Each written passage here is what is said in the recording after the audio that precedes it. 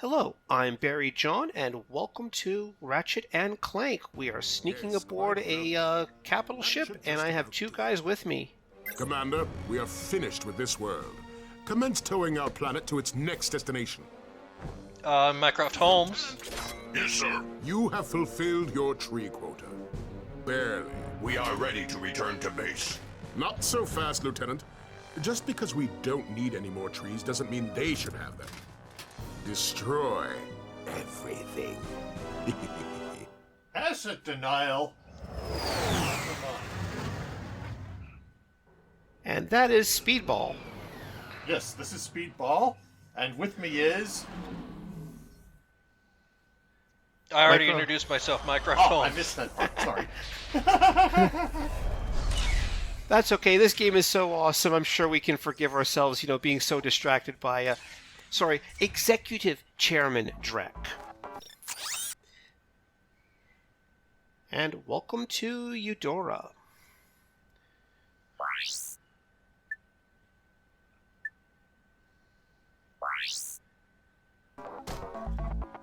Now this is one of those things where I'm going to have to come back later on because because I'm not taking the quote-unquote optimal path for the game. That's fine. Oh. This is the speed run. Oh no, I'm doing the speed. I'm doing a little bit of speed running tricks for the me replaying the game to get through because of the crash of my previous computer.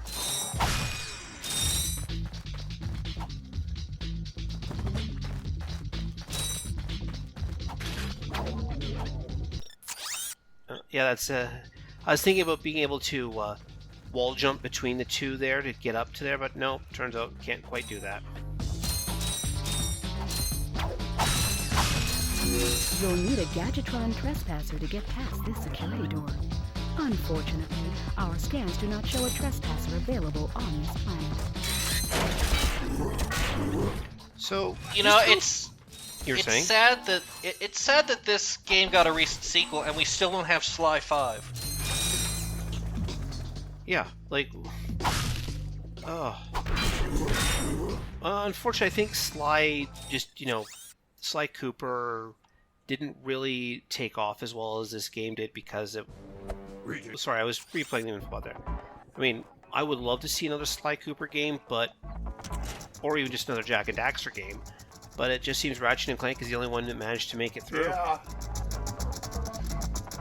I mean, it will be interesting as to how they do Sly 5 if they do it, considering how Sly 4 ended. Very true. But, yeah. But I suppose, Ratchet and Clank has the advantage where each of the games is more self-contained than Sly Cooper's was. Like, Sly, you can tell there's a larger, plot development as things go along. Or I won't say plot development, things change game to game. Yeah. And with Ratchet and Clank, yes, there are improvements and character development over time, but you can play, up your arsenal by itself and still get a full experience to it. Whereas if you played, Jak 3 or Sly 2, you would be very confused about a bunch of these characters. I wouldn't say that applies to Sly 2, because I played Sly 2 before Sly 1. It definitely applies to Sly 3. Sly 3, Bentley's in a wheelchair, and you're like, who the hell is Bentley? Why is he in a wheelchair? And why is this important to characters? Yes. And then you go play 2, and that's how he gets in the damn wheelchair. Mm-hmm. Hey, to be fair, though, I will floss my teeth with your spine is still an amazing line. Yes.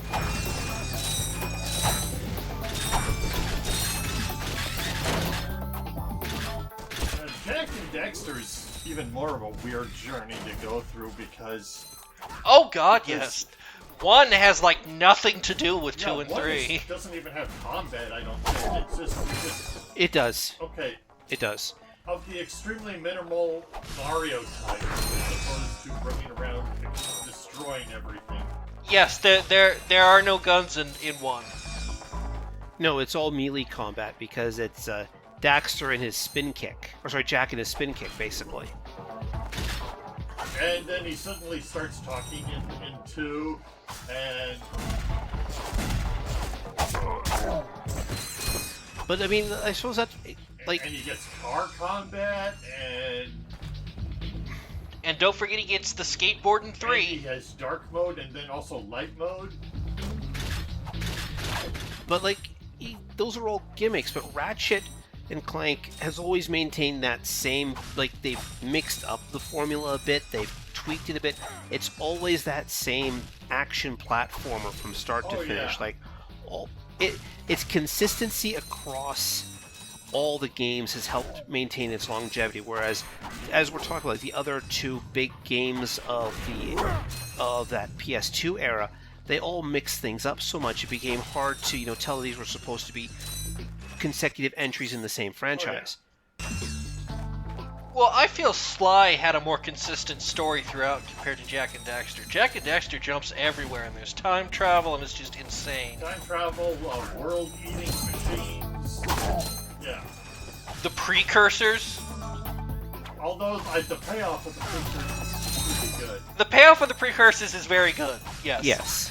But, Not gonna argue. So what you guys are telling me is that after I'm done the Ratchet and Clank, maybe doing the first 3 or 4, I should do Jak and Daxter next. Either Jak and Daxter or Sly Cooper. I would be there for both of those. Considering, the last time I did a Mega Thread, it took me 2 years to go through the Descent series. Oh boy. Yeah, I get the feeling you'll be much quicker if you decide to do a Mega Thread for Ratchet and Clank. Yeah, especially considering I'm not going to be doing all of them, just like the PS2 games.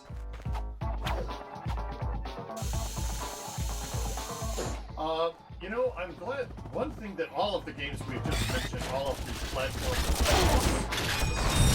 they all focused on a very stylized, cartoony, expressive look for the characters. And while that was very easy to render, it also made them very easy to emote and to empathize with. It's hard to say who really came up with it first. I think they were all borrowing from each other, really. But it paid off for all of them, I think. Oh yeah. I mean, the spiritual heir to the action platformer is Uncharted. Yeah. Which, is Naughty Dog. Yeah. Which was Jak and Daxter.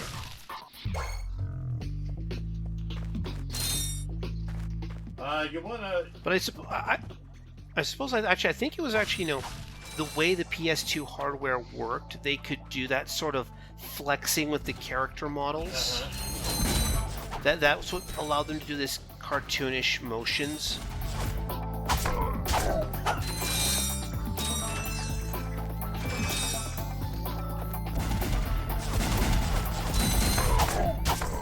Once again, enemies' fire hits each other. I can't wait till you get to, the later games, and you're, in a bullet hell, because some of those later games... Yeah. Actually, I remember playing Deadlock, and some of the mods you can make, I had the dual pistols. I basically loaded down every last speed and shot upgrade for the pistols, and I just pressed the button It just pressed the button, and suddenly my PS2 started to chug because there was just so much bullet hell going on. Fire them out as high caliber. I don't think I've ever played Deadlocked. Enemies. But the suck cannon, despite its name, it doesn't suck. This is actually an amazing weapon. Tragically, it doesn't also suck up bolts.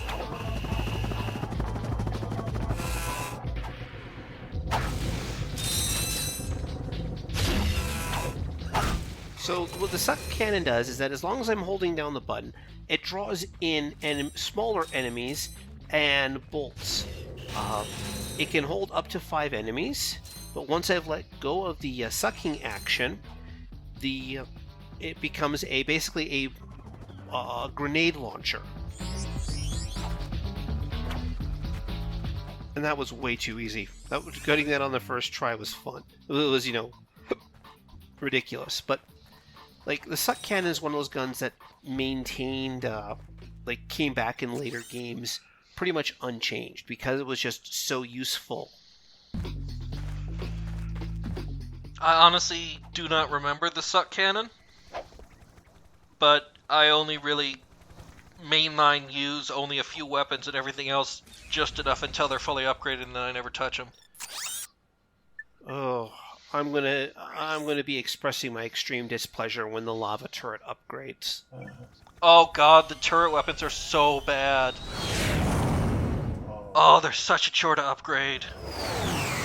I only upgraded the turret weapons in the arenas.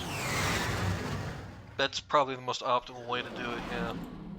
But I'm heading back to Iridia here because, well, I picked up the optimal play in this game is actually to go to Metropolis Kirwan before Iridia here. Then from Metropolis to Iridia, then from Iridia to Eudora. And the reason for that is that's the order in which you pick up tools for Ratchet here.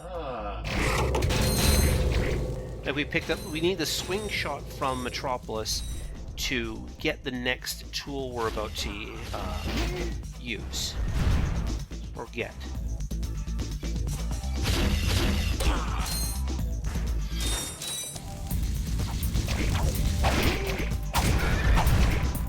God, I can't wait for later games when the hook shot becomes its own quick button while you're jumping, rather than being a gadget that interferes with your gunplay. Yeah, they're pretty good about fixing that. Yeah, like that's like 90% of this commentary is, yeah, they fixed that. But this is, like, as you said before, yeah, they fixed that, but this is still an extremely good game, which tells you that... I'm not denying that. I'm just finding it funny that 90% of our commentary is, yeah, they fixed that in the sequel. But even then, like, the quick shot is something that, you know, it doesn't really interrupt the flow of the game unless you're, like me, and semi-bad at it. And of course, the quick select ring The quick select ring helps a lot as well, because there's just so much stuff you're going to wind up having. Being able to quickly switch between weapons and tools is such a useful thing.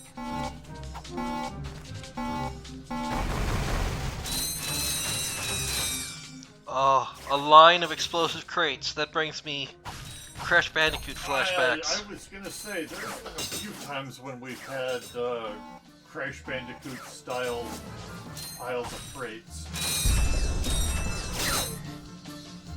Oh, and do I do it? Do I get... No, shoot. So there's a skill point for being able to hit all 6 of these swing shot targets in a row without touching the ground. So I'm going to have to do that during the collectathon level. But the important part is we have the Trespasser, also known as our Lockbreaker. Jurassic Park Trespasser. Yes, it's an arm, and it has a health meter if you look down.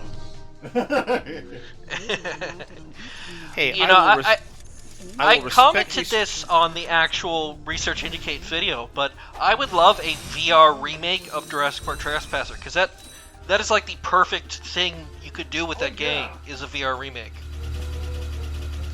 Oh, a VR Trespass? That would be amazing.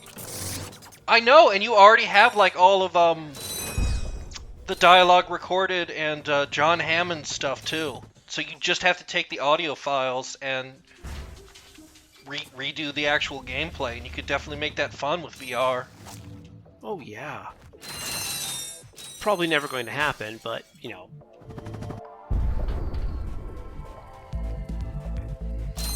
But now that I've collected the Trespasser, I can go back to Eudora, and from there, go through that one door I wasn't able to open up earlier, and get into, the failed boss fight against the robot lieutenant. But I would like to point out, though, Clank has some mad ups to get into that spaceship. Yeah. But I was just saying, like, Clank does that pretty good. but I'm also thinking, what was it? Oh, great, now I've lost my train of thought. I apologize. I had a thing to say and I interrupted you. Fair. Oh, right, that's what I was going to say. I'm not cutting out any loading times in this game. Like, I didn't cut out anything in the transition from Iridia to Eudora, and that's how fast it was on the PS2. This isn't this isn't my emulator running on a more powerful piece of equipment. If I pop this disc into my PS2 and the PS2 still worked, that's how fast the thing would load.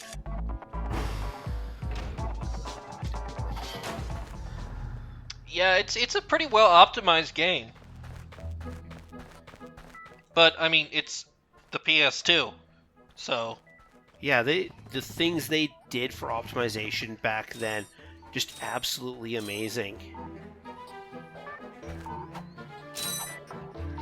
If you guys watch or read some of the programming LPs like Shenzo IO, or there's that other one currently going on, where it's basically a programming game. Just look at some of the optimization tweaks they do in those types of things, just to give you an idea of how much work went into reducing file sizes and making them run faster. I will say it was pretty funny when I recommended one of those games to my dad, who was a programmer in the 80s, and he said, and I was like, oh yeah, you have to, optimize everything for microcycles, and you only have so much memory. He's like, I used to do that for a living. I did that when I programmed the F-15. Yeah, he was on the team that did the missile computer on the original F-15 back in the 80s. Ah, fun, interesting.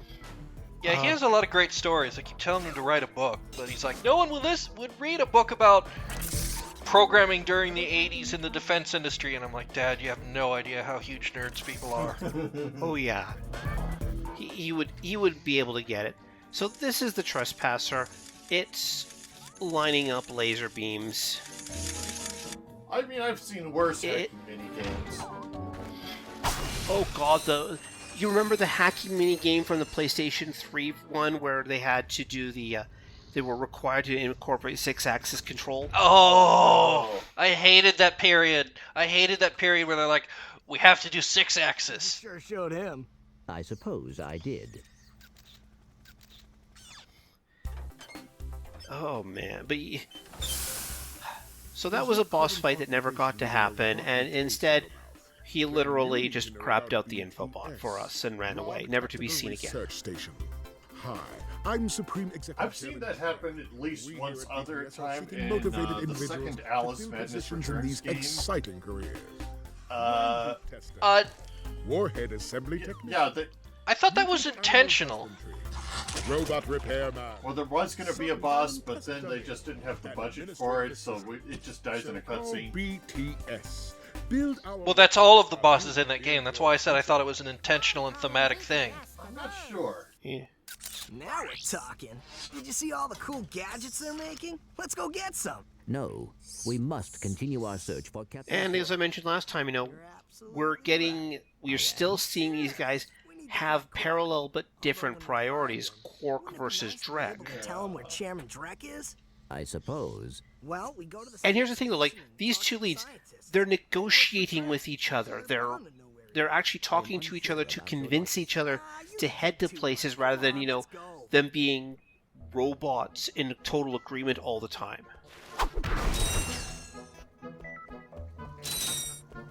I mean, that's one of the things I miss in later games, but I understand that over the course of this game, the two of them grow out of it. But I wouldn't have minded, seeing more, more of these guys actually talking to each other and not always being in agreement.